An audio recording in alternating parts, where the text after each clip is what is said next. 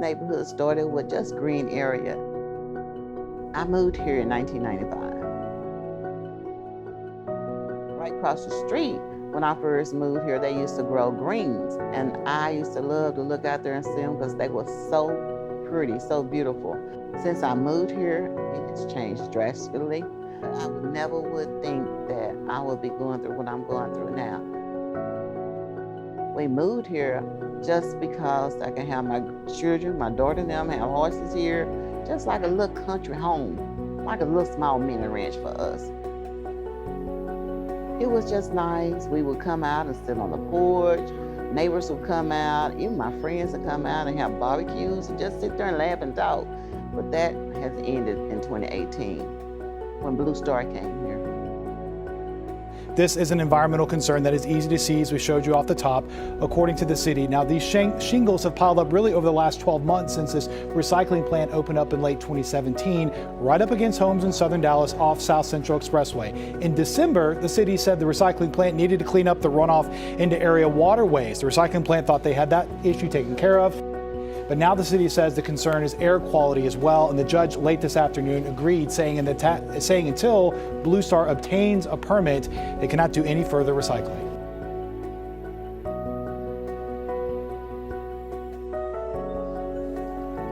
Blue Star was supposed to be a recycling business and recycling the roofing shingles that come off your house. So they were supposed to have been bringing those roofing shingles to their property, grinding those up, and selling the grind up for highway use, and that never happened. That's the type of contamination that we've been having for that grind up fiberglass being airborne and then causing the damage to us. I don't know if it's permanent, but it's been almost 3 years and I'm going through it back and forth now. So I came down here, I called Marcia and said, hey, I'm gonna come down and see this. She said, absolutely. So I came down here. She was at work that day, and I called her after I got down here. I called her from here, and I said, what the hell's going on down here? How did this happen? And within 2 or 3 hours, I had written a piece. You and I had talked, and I had talked to other people. In fact, the council member for this district ran into me in the garage and said, hey, I heard you're working on a thing on that shingles in 310. I'm like, yeah, why didn't you do it before? All right. Robert Lonsky came out. Robert wrote probably maybe 16 articles on this, and he couldn't believe what he see. Nobody can really believe what we're seeing. And if you go outside and look now, it looks like we're surrounded in the middle of a landfill. Blue Star started January 2018, and this started in October 2018. You wouldn't imagine. You just see those trucks so lined up coming up there, even at nighttime, having all up and down 310. It was just so filled up. Then you go and see them up on top of it, constantly. Then it's so much stuff up under there because people don't realize he was taking that front loader and he was just stacking it and packing it in there. So it's probably more than what they think because it's so packed off in there. And then they'll take it and just move it around The city came after Robert wrote his first article. Didn't listen to me, didn't listen to the neighbors. I'm a taxpaying citizen of the city of Dallas. They didn't listen to my voice. But when Robert wrote his first article, and I guess because the city is in the newspaper, they decided to come out. So they came out and they found them for polluting and then, I guess, damaging the water. But CCR and Blue Star, they did nothing. So it's almost like they don't care what we're going through.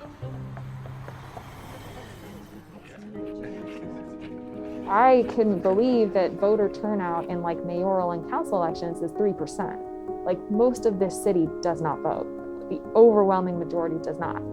So I think the whole, tale of two cities, it is black and white here. It is your experience of the city of Dallas depends solely where you live.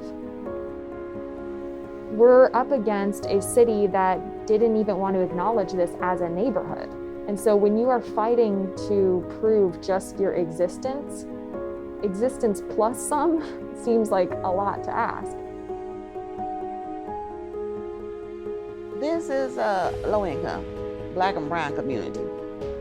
So I guess they figured because it was a black and brown neighborhood, they can do what they want to do. Nobody's going to speak on it. So long as I have a mouth and a breath, I am going to speak on it. This is my health.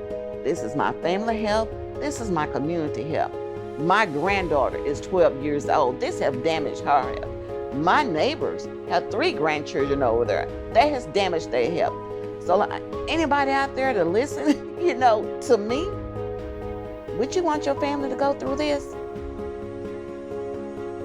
We just feel like we just lost. We just left out. And that's exactly the way we feel down here. Exactly. Some areas are able to have schools, doctor's offices, residential, parks, whatever, all clustered in one area at the expense of the segregation and concentration of negative uses, such as industry, in another area, right?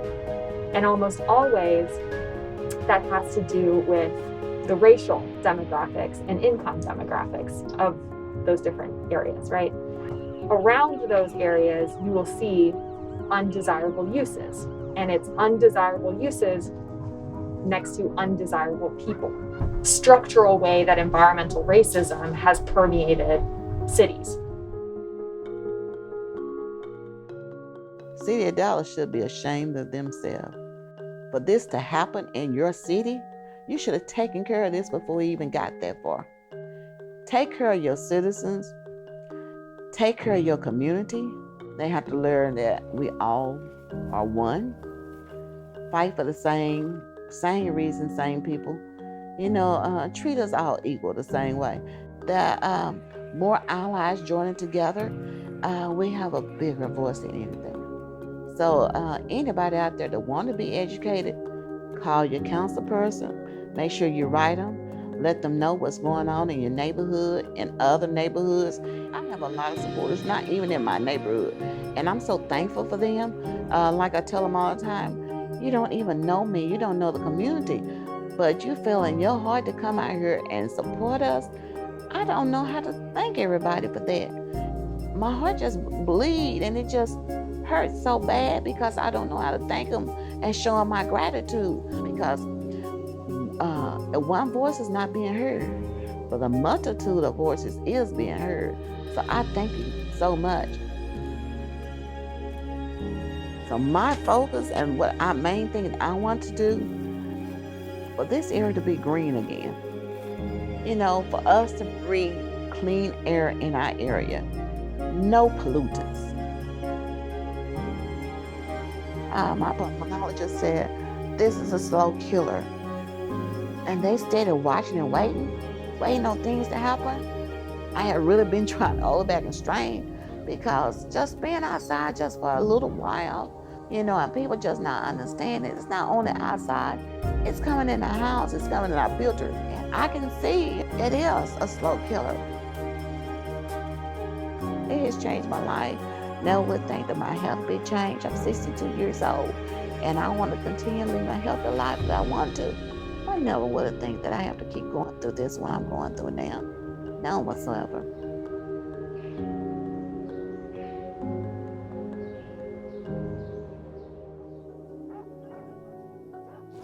See the other babies coming out there now? That's the one that lost. Oh, there's a newborn. Did it just have it? Oh, he might have to wean them his own self. He's trying to feed him, but since the mother keeps moving. Oh, look at that one. They got a little black leg. He's going the wrong way. Don't go to the horse. At first, I thought it was just a regular mountain lake, but I just found out. I think it gets smelly. Not trash, it gets smelly.